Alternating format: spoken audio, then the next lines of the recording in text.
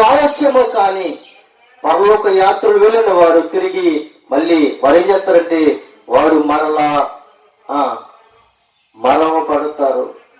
ఈ రోజుల్లో మనం చూస్తున్నాం, ఒక బ్యాగ్ మనం తయారు చేసుకొని ఆ బ్యాగ్ నిండా బట్టలు పెట్టుకొని డబ్బు సంచి చేతిలో పెట్టుకొని బంగారం ఆభరణాలన్నీ కూడా మేలో వేసుకొని ఊపించుకుంటూ నేను ఊరు వెళ్ళిపోతున్నాను, మా అమ్మగారింటికి వెళ్ళిపోతున్నాను, మా అత్తగారింటికి వెళ్ళిపోతున్నాను, మా తాతగారింటికి వెళ్ళిపోతున్నాను అని ఊపించుకుంటూ వెళ్తావు. కానీ ఏదో ఒక రోజున తిరిగి మళ్ళీ నువ్వు వస్తావు. కానీ శరీరములోన ఉన్న ఆత్మ ఈ శరీరాన్ని విడిచిపెట్టి బయటికి వెళ్ళిపోయింది ఏంటంటే తిరిగి మళ్ళీ ఆ శరీరంలోనికి రాదు. అప్పుడు ఎన్ని పౌడర్లు కొట్టుకున్నా వేస్తే, ఎన్ని చెట్లు కొట్టుకున్నా వేస్తే, ఎన్ని సబ్బులు రాసుకున్నా వేస్తే, ఎన్ని ఆభరణాలు ధరించుకున్నా వేస్తే. కానీ శాశ్వతమైనది ఏదో తెలుసా? దేవుని యొక్క వాక్యమే. ఏంటి? నువ్వు బ్రతికున్న నీవు, సజీవుడుగా ఉన్న నీవు దేవుని యొక్క వాక్యాన్ని అంగీకరించి నీవు ప్రభుకి లోబడి ప్రభు యొక్క రాజ్యానికి ఎదురు చూస్తూ, ప్రభువా నేను ఈ రాజ్యానికి రావాలి అని అంటే నేను ఎలా నడుచుకోవాలి, నేను ఏ విధంగా నడుచుకోవాలి, నేను ఎలా మాట్లాడాలి, ఎలా జీవించాలి, నా పేర్లు నీ జీవ గ్రంథములో ఉన్నవో లేవో నాకు తెలియదు ప్రభా. ఒక్కసారి నాకు నీ యొక్క కృప ద్వారా నాకు చూపించు ప్రభా, నేను సరిదిద్దుకుంటాను ప్రభా. ఎవరైతే క్రీస్తుని వెంబడించి ప్రభు సన్నిధిలో ప్రభుని వెంబడిస్తారో వారే సజీవులు, వారికి మరణం అనేది లేదు. ప్రియమైన దేవుని బిడ్డలారా, ఇంకొక విషయం మనం చూసినట్లయితే యోహాను సువార్తలో 3వ అధ్యాయము 6వ వచనంలో మనం చూసినట్లయితే శరీరం మూలము జన్మించినది శరీరమే. చూడండి మరి ఒకసారి, శరీర మూలమును జన్మించినది శరీరమే, ఆత్మ మూలముగా జన్మించినది ఆత్మ అని అడుగుతూ ఉన్నాడు. ఎప్పుడైతే నువ్వు శరీరాన్ని కోరుకుంటావో శరీరమైన పంట నువ్వు కోస్తావు. అది ఆత్మ అనే పంట నువ్వు ఎప్పుడైతే విత్తుతావో ఆత్మ అనే పంట నువ్వు కోస్తావు అని ప్రభు సెలవిస్తూ ఉన్నాడు. ఇక్కడ మనము ఏం చూస్తాము అంటే ప్రియమైన బిడ్డలారా, మరణము అన్న విషయాన్ని మనం చూస్తాం. కానీ ఇంకొక విషయం మనం చూసినట్లయితే ఆత్మ మనల్ని జీవింపజేస్తుంది. చూడండి 6వ వచనంలో మనం చూసినట్లయితే రోమపత్రిక 8వ అధ్యాయము 6వ వచనంలో చూసినట్లయితే ఆత్మానుసారమైన మనస్సు జీవమును సమాధానమునై ఉన్నది అని ప్రభు సెలవిస్తూ ఉన్నాడు. ఆత్మానుసారమైన మనుష్యుడు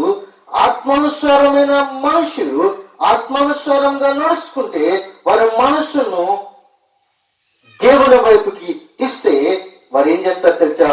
జీవమును సమాధానమును కోరుకుంటూ ఉంటారు. ఎప్పుడైతే ఆత్మానుసారంగా నడుచుకుంటావో, ఆత్మానుసారంగా నీ మనసును దేవునికి ఇస్తావో అప్పుడు నువ్వేం చేస్తావు అంటే జీవమును పొందుకుంటావు. ఏ జీవము అనంటే యేసుక్రీస్తు అనే జీవమును నువ్వు పొందుకుంటావు, యేసుక్రీస్తు అనే సమాధానమును నువ్వు పొందుకుంటావు అని ప్రభు సెలవిస్తున్నాడు. అయితే ప్రియమైన దేవుని బిడ్డలారా, మనం చూస్తున్నట్లయితే ఆత్మానుసారమైన విషయముల మీద మనము మనసు ఉంచాలి అని ప్రభు సెలవిస్తున్నాడు. లాస్ట్ విషయంగా నేను చూసినట్లయితే అక్కడ కొద్ది నిమిషాలు మనతో ఆయన మాట్లాడుతూ ఉన్నాడు. చూడండి, ఆయన ప్రభువు, ఆయన రక్షకుడు, ఆయన క్రీస్తు అయి ఉన్నాడు కనుక క్రీస్తు మనతో మాట్లాడుతున్నాడు. దేవుని ఆత్మ మీలో నివసించిన ఎడల మీరు ఆత్మ స్వభావం గలవారే గాని దేవుని స్వభావం గలవారు మాత్రము కారు. ఆత్మ ఎప్పుడైతే నీలో ఉందో, దేవుని యొక్క ఆత్మ నీలో ఎప్పుడైతే నివసిస్తుందో, దేవుని యొక్క ఆత్మ నీలో ఎప్పుడైతే మాట్లాడుతూ ఉందో అప్పుడు మీరేమవుతారంటే ఆత్మ స్వభావం గలవారే గాని ఆత్మ ద్వారాగానే మీరు మాట్లాడుతున్నారు గాని శరీరము ద్వారాగా మీరు మాట్లాడలేదు. శరీరము ద్వారాగా మాట్లాడిన వాడు శరీరము ద్వారాగానే మాట్లాడతాడు. ఆత్మానుసారంగా మాట్లాడిన వాడు ఆత్మానుసారంగానే వాడు మాట్లాడుతూ ఉంటాడు. అయితే ఎవడైనా క్రీస్తు ఆత్మ లేని వాడే కాడు అంటున్నాడు. క్రీస్తులో మీలో ఉన్న ఎడల మీ శరీరము పాపం విషయమై మృతమైనది గాని మీరు ఆత్మ విషయమై ఏమై ఉన్నారు అనంటే జీవము కలిగి ఉన్నది అని అడుగుతూ ఉన్నాడు. ప్రియమైన దేవుని బిడ్డలారా, ఎప్పుడైతే ఆత్మానుసారంగా మనము ఆలోచిస్తామో ఆత్మానుసారమైన జీవితాన్ని మనం కోరుకుంటాం. మరి శరీరంగా మనం ఎప్పుడైతే చూస్తామో శరీరసారిగానే మనం ఆలోచిస్తాం. ఎవరైనా నిన్ను ప్రశ్నించినప్పుడు, అయ్యా ఈ రోజు నువ్వేం నేర్చుకున్నావు అని అంటే, నేను విషయాలను నేర్చుకున్నాను అని చెప్పాలి. ఎవరైనా నీ దగ్గరికి వచ్చి నేను ప్రశ్నించినప్పుడు, ఈ రోజుని నువ్వు ఏం నేర్చుకున్నావు అని అడిగితే, నేను 2 విషయాలను నేను నేర్చుకున్నాను అని చెప్పగలాలి. ఎందుకంటే నేను కూడా 2 విషయాలు నేను నేర్చుకున్నాను. ఒకటి మరణము, రెండోది జీవము. అంటే శరీరసారమైన మనసు, శరీరం మీద మనసు ఉన్నవారు మరణాన్ని కోరుకుంటారు. ఆత్మానుసారమైన మనసు ఏం చేస్తుందంటే దేవుని యొక్క ఆత్మను కోరుకుంటుంది. అది దేవునికి విరోధంగా ఉండనేరదు. ఎందుకంటే ఆత్మానుసారంగా మనం జీవించి ఉన్నాం. మనము దేవుని యొక్క రాజ్యానికి వారసులమై ఉన్నాం. ఆత్మానుసారంగా జీవిస్తున్న మనము సమాజంలో పరిశుద్ధులుగా పిలువబడ్డాం. ఎందుకనంటే ఈ రోజుని ఏది కోరుకుంటున్నావో నీవే ప్రశ్నించుకో. ఆత్మానుసారంగా ఉండాలని కోరుకుంటున్నావా, లేక శరీరసారిగా ఉండాలని కోరుకుంటున్నావో ఒకసారి నువ్వు పరిశీలించుకో. ఎందుకంటే ప్రియమైన దేవుని బిడ్డలారా, నా బ్రతుకు దినములన్నీ కూడా నేను నా దేవుని యొక్క ఆత్మానుసారంగా జీవించాలని నా ఆశ. ఎందుకంటే నేను బ్రతుకులను క్రీస్తు కొరకే, చనిపోయినను క్రీస్తు కొరకే. నా శరీర కోరికల్ని నేను ఎప్పుడో చంపుకున్నాను. ఎందుకంటే ప్రియమైన దేవుని బిడ్డలారా, మీరు అనుకోవచ్చేమో, నువ్వు అనుకోవచ్చేమో, ఇటీవలగా ఏదో గొప్ప చెప్తున్నాడు కదా, వీడు ఎలా జీవిస్తున్నాడు అని అనుకుంటున్నావేమో. అది నా ప్రభువుకి, నాకు, భూమికి మాత్రమే తెలుసు. ప్రియమైన దేవుని బిడ్డలారా, నేను ఎలా జీవిస్తున్నానో ప్రభువుకు తెలుసు. నేను ఎలా నడుస్తున్నానో నాకు తెలుసు. నేను ఎలా జీవించి పరుగులు తీస్తున్నానో భూమికి తెలుసు. పైన నా దేవుడికి తెలుసు, కింద భూమికి తెలుసు. జీవిస్తూ ఉన్న నాకు తెలుసు. మీరు అనుకోవచ్చు, అనుకోకపోవచ్చు, కానీ నేను దేవుని యొక్క సువార్తని ప్రతి ఒక్కరికి అందించేలాగా నేను ప్రయత్నం చేస్తూ ఉన్నాను. చంటి బిడ్డల మొదలుకొని యవ్వనస్తుల వరకు ఉన్న బిడ్డలందరికీ కూడా దేవుని యొక్క వాక్యాన్ని తెలియపరచడానికి, తెలియని వారికి తెలియపరచడానికి ప్రభువు నిన్ను నన్ను ఎంచుకున్నాడు. ప్రియమందరికి బిడ్డలారా, ఈ మాటలకి మిమ్మల్ని నొచ్చుకున్నట్లయితే నన్ను క్షమించండి. ఎందుకనంటే ఇది మీ కొరకే, ఇది మీ జీవము కొరకే, ఇది మీ రక్షణ కొరకే. ఈ రక్షణలో నుండి మీరు తప్పుకున్నారు అని అంటే మీరు ఎక్కడుంటారో తెలుసా? అగ్నిగుండములో. అగ్నిగుండములో అగ్ని ఆరదు, పురుగు చావదు. అక్కడ ఎప్పుడు ఏడుస్తూనే ఉంటారు. ఒక విషయం చెప్తాను చూడండి ప్రియమైన బిడ్డలారా, ఒక ఉదాహరణ మీతో నేను చెప్పుకొని నేను ముగించడానికి ఇష్టపడుతూ ఉన్నాను. చూడండి, ఒక స్త్రీ, చాలా అందమైన స్త్రీ, చాలా అందమైన స్త్రీ.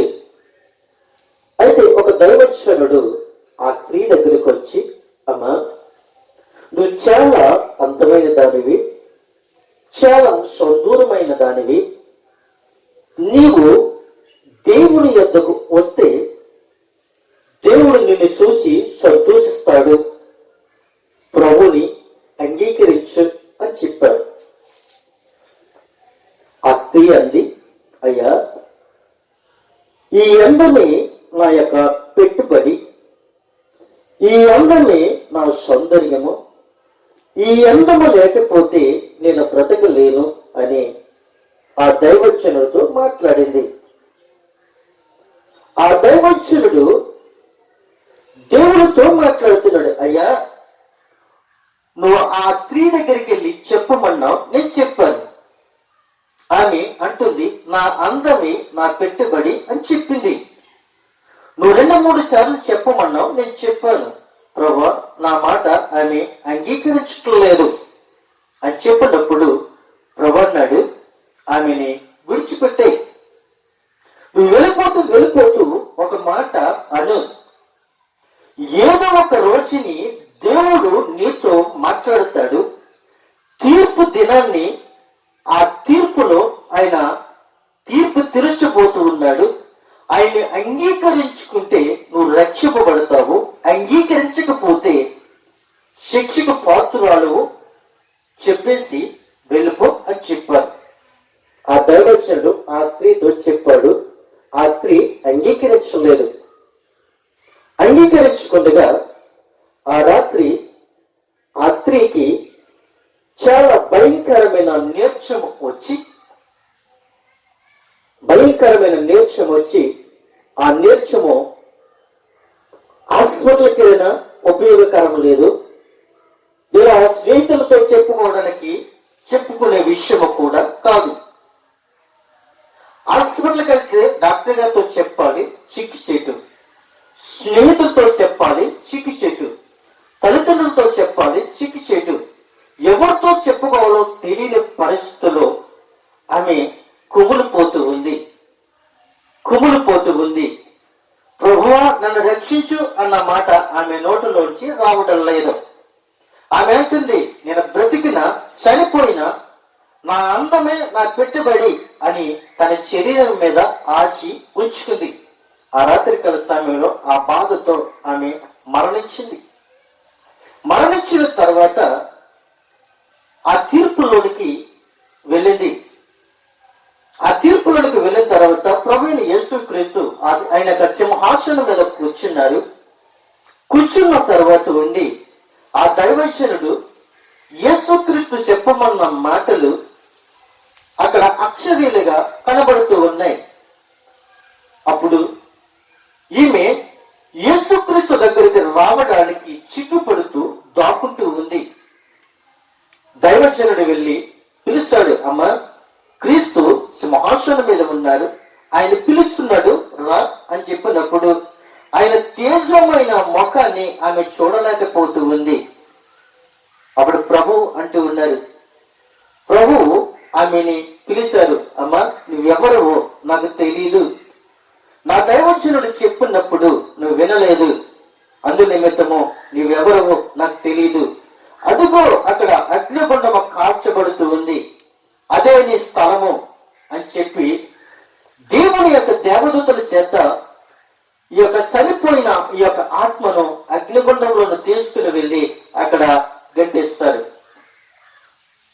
గెంటేసిన తర్వాత ఆ అగ్నిగుండంలోకి వెళ్ళి ఆ అగ్నిగుండంలో తిరుగుతూ ఉంది.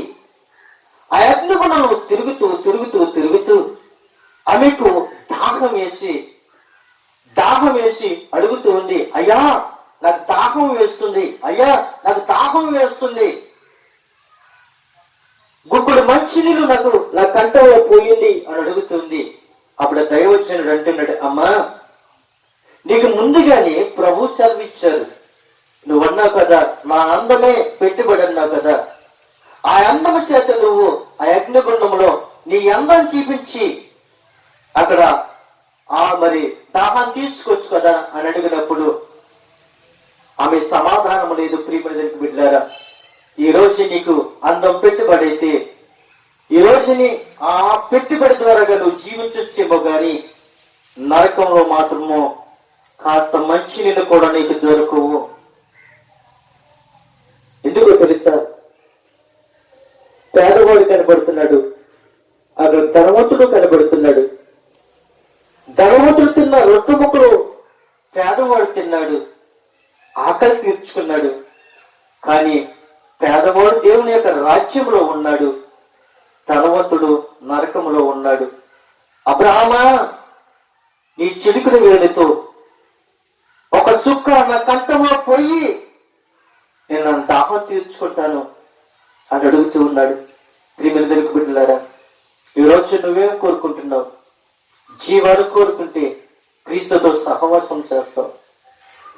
ఎక్కడైతే నీ ఇంట్లో సుందరమైన గృహాలు వచ్చేమో, నీ గృహానికి టైల్స్ పెట్టించుకొచ్చేమో, నీ గృహానికి ఏసీలు పెట్టించుకొచ్చేమో, నీ గృహానికి కరెంటు పెట్టించుకొచ్చేమో, కానీ అక్కడ ఇల్లు కట్టుకోవాల్సిన అవసరం లేదు, కరెంట్లు వేయించుకోవాల్సిన అవసరం లేదు, టైల్స్ వేయించుకోవాల్సిన అవసరం లేదు. నిత్యము దేవుని యొక్క దేవదూతలతో గాన ప్రతి జ్ఞానముతో నీవు ప్రభువుని స్తుతిస్తావు. మనమందరము కూడా ఎదురు బదురు మనం మాట్లాడుకుంటాం. తల్లి కాల కొడుకెళ్ళడు, కొడుకెళ్ళ కాల తల్లి వెళ్ళడు, తల్లిదండ్రుల కాల పిల్లలు వెళ్ళరు, పిల్లల కాల తల్లిదండ్రులు వెళ్ళరు. ఎవరి నీతి వారిని రక్షిస్తుంది, ఎవరి స్వభావం వారిని బ్రతికిస్తుంది. ప్రేమందరికి విడుదల.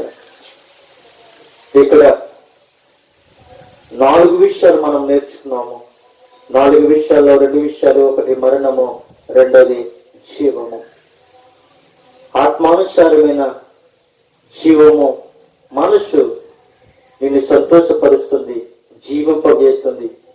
శరీరసారమైన మనసు మరణంలోకి తీసుకుని వెళ్తుంది. మరణంలోకి తీసుకుని వెళ్ళేవాడు ఎవరు అనుకుంటున్నారు మీరు? అబద్ధమాడే అబద్ధకుడు జనుకుడు అపవాదిగాడు మాత్రమే మిమ్మల్ని మరణంలోనికి తీసుకుని వెళ్తున్నాడు గాని జీవంలోనికి తీసుకుని వెళ్ళడు. ప్రియమందరికి వెళ్ళారా, ఈరోజు నేను మీకు ముఖాముఖిగా మాట్లాడుతున్నాను. నా బ్రతుకు దినములన్నీ కూడా ఎందరూ ఎన్ని అనుకున్నప్పటికీ కూడా ప్రభు బాటలో నేను నడుస్తాను, ప్రభువుని అంగీకరిస్తాను. ఎన్ని శోధనలుగా మాట్లాడుకున్నప్పుడు కూడా, ఎన్ని కక్షలుగా మాట్లాడుకున్నప్పటికీ కూడా, ఎన్ని విరోధాలుగా మాట్లాడుకున్నప్పటికీ కూడా, ఎన్ని గ్యాలాలేసి వెనక్కలాగినప్పటికీ కూడా నేను ప్రభువుని వెంబడిస్తాను. ఎందుకంటే ప్రియులకు ఈరోజు నేను సజీవుడుగా ఉన్నాను అంటే నా దేవుని యొక్క కృప. ఒకప్పుడు నేను మరణించిన వాడనే ఉన్నాను, కానీ మరణములో నుండి దేవుడు నన్ను తప్పించాడు. మరణములో నుండి నన్ను దేవుడు తప్పించి జీవములోనికి నన్ను నడిపించాడు. అందుకే ఈ రోజు నేను సజీవుడిగా ఉన్నాను. అందుకే దేవుడు నన్ను బ్రతికించాడు. ఆ బ్రతుకుడికి నేను ఆయనకి ఎంతో రుణస్తుడును. ఎందుకంటే ఈ రోజు నేను వెలుగును చూస్తూ ఉన్నాను అంటే నా ప్రభు అయిన క్రీస్తే. నేను ఎలాగైతే వెలుగును చూస్తూ ఉన్నాను, నేను ఎలాగైతే వెలిగింపబడుతూ ఉన్నాను, నేను ఎలాగైతే అనేక మందిని వెలిగిస్తూ ఉన్నానో మీరు కూడా వెలిగించండి, మీరు కూడా వెలిగింపబడండి.